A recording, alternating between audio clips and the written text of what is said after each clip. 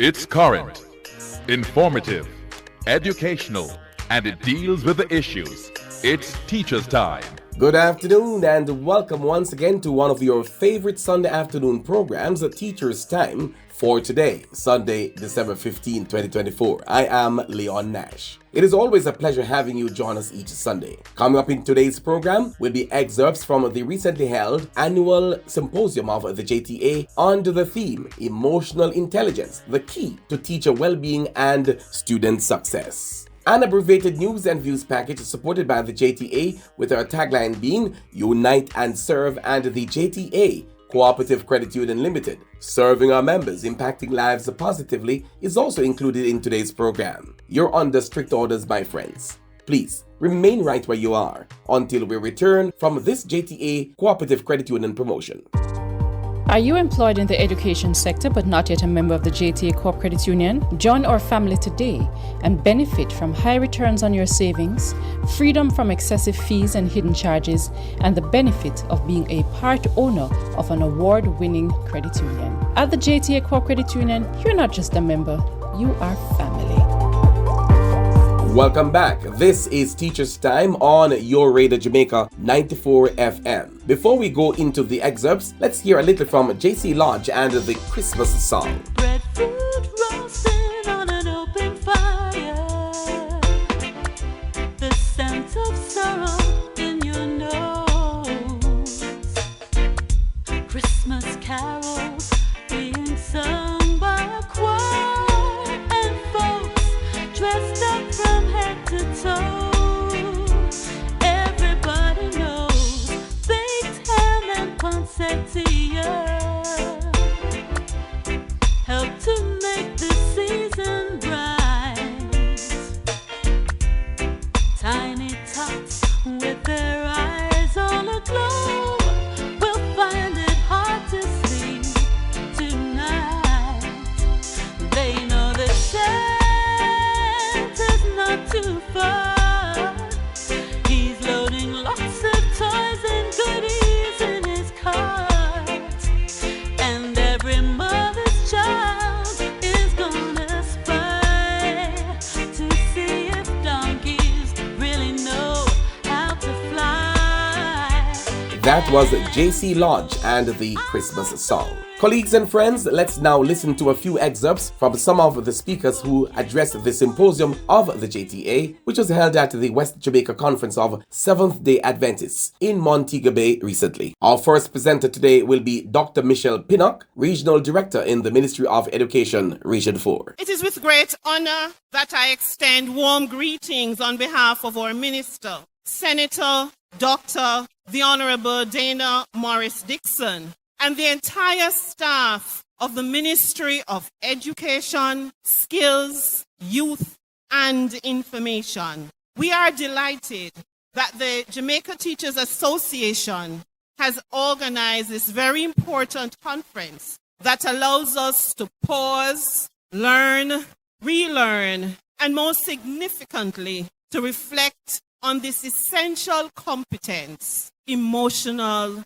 intelligence, as we transform education for national development. In a world that is constantly evolving, the role of emotional intelligence in education and society is more vital now than ever. By fostering self-awareness, empathy, and social skills, we empower not only our students, but also our educators and leaders to build strong and more resilient communities. As we engage in discussions and share insights throughout this conference, let us remember that emotional intelligence is at the heart of holistic education. Let us commit to honestly examining ourselves, all in a bid to make adjustments first to ourselves and then to the environment and others around us. Together, let us continue to shape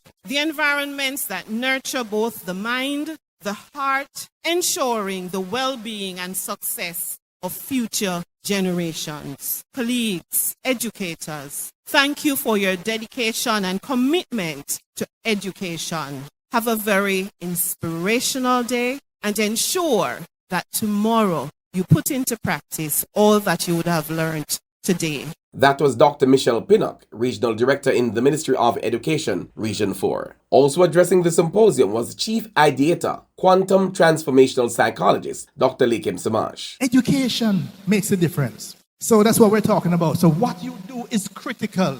It's absolutely important. So let's talk about emotions and feelings. If you fail to manage your feelings will manage you.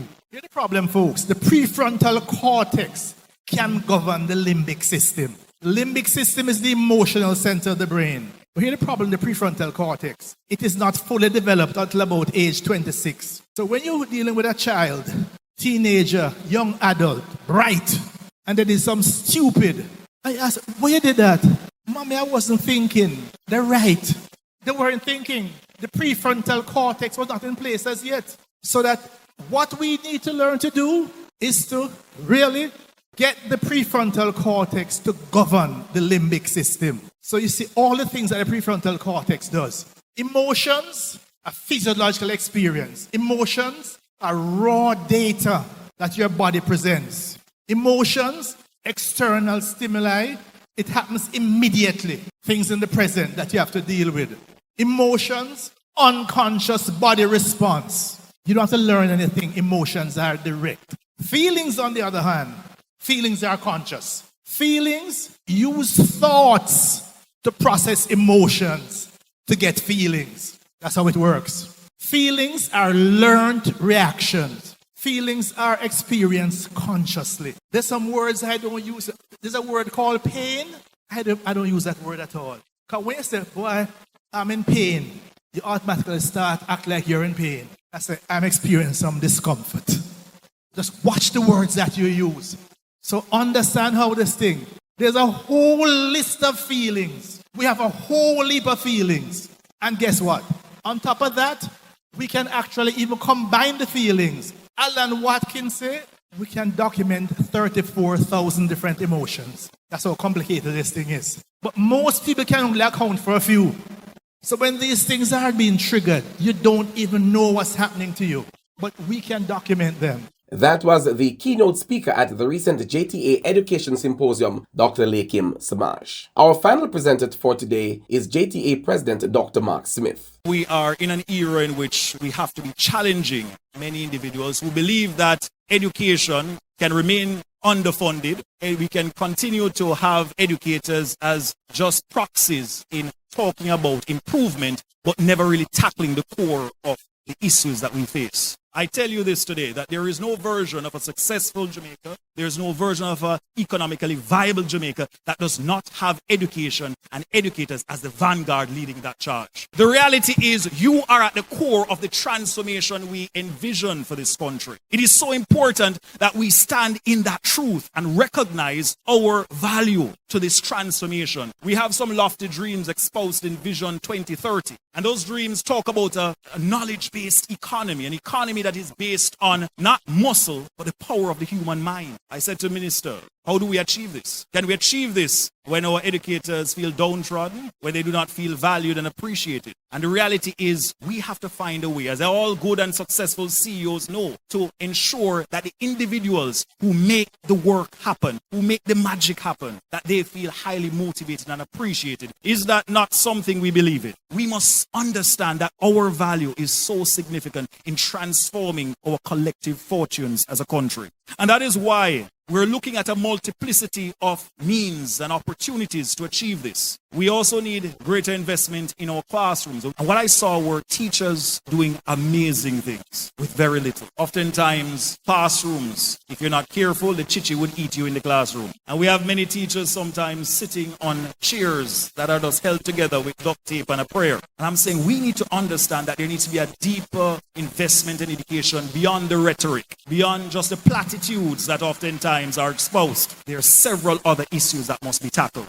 And there's just not been that type of strategic investment to bring about the type of transformation this country called Jamaica so desperately needs. And so I put into the conversation yet another one. The need for us to build the emotional capacity, the mental well-being of our teachers, but also every single citizen of this country. You know, as a society, sometimes we need to decouple from the stress and the strain, but those are skill sets that we have to be taught. We provide at the Jamaica Teachers Association a provision for our teachers to seek support from mental health practitioners, and it's undersubscribed. And the reality is we need to come face to face, and I'm sure Dr. Lakem Samaj will speak to this, that we need to recognize the importance of our mental health equally as our physical health. It's important for us to take the time to understand those skill sets that are so important to ensure that we achieve what many philosophers talk about as well-being, the good life. And this good life includes being able to manage all the stresses that come with life. Life ain't easy, as we all know. If you're a teacher, you know that first. But there are skills that we can learn that help us to cope.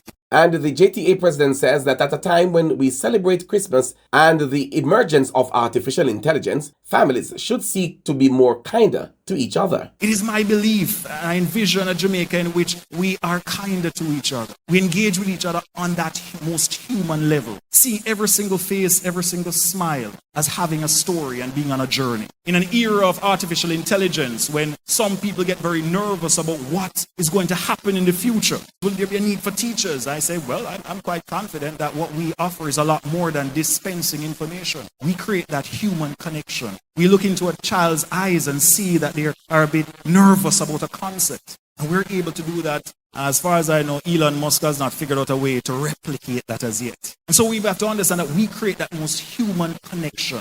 And it's so important that as we navigate the multiplicity of the tasks that we do, we stay grounded in what it is that we offer that is so unique to helping children to realize their full potential. And so emotional intelligence offers us a sense of that concept of connecting to your self-awareness, self-regulation, motivation, empathy, and a set of social skills that will allow us to interact with each other, understanding and appreciating and leveraging empathy in an era when we need it most. We live in the most overstimulating period in the history of humanity. And if we're not careful, we are absorbed by the grinding machinery of getting things done. We need to pause sometime, reflect on ourselves. That was the JTA President, Dr. Mark Smith. It's time for News and Views.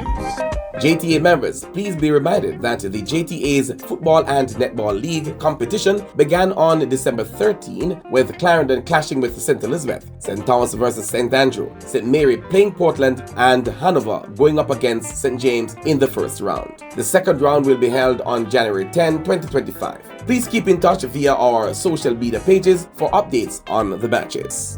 And finally, coming up in Teachers' Time, Sunday, December 22. Join us as we hear from both the General Manager of the JTA Cooperative Credit Union, Mr. Robert Ramsey, and the JTA President, Dr. Mark Smith, as they both present their Christmas messages. There will be words of cheer and much more for you this Christmas. So, make note in your diaries and prepare for the release of this information and more in Teachers' Time. Yes, Sunday, December 22, 2024, 50 minutes long, and it will only be available on this station, Radio Jamaica 94 FM. That was News and Views. Colleagues, it was a pleasure sharing with you today. Let me also extend thanks as well to studio engineer Charles Lanneman for assisting with the program. Before we go, here is our usual motivational and encouraging thought for this week. Gordon B. Hinckley, in an online post for the Christmas season, says, "As we give presents at Christmas, we need to recognize that sharing our time and ourselves is such an important part of giving." With that, we wrap Teachers' Time for this week. Please join us again on Your Radio Jamaica 94 FM next Sunday, December 22 at 4:30 p.m. when we'll have more interesting things to share in Teachers' Time. I am Leon Nash, wishing for you and yours a good rest of your afternoon, a wonderful week ahead, and see you back here soon. Merry Christmas, everybody!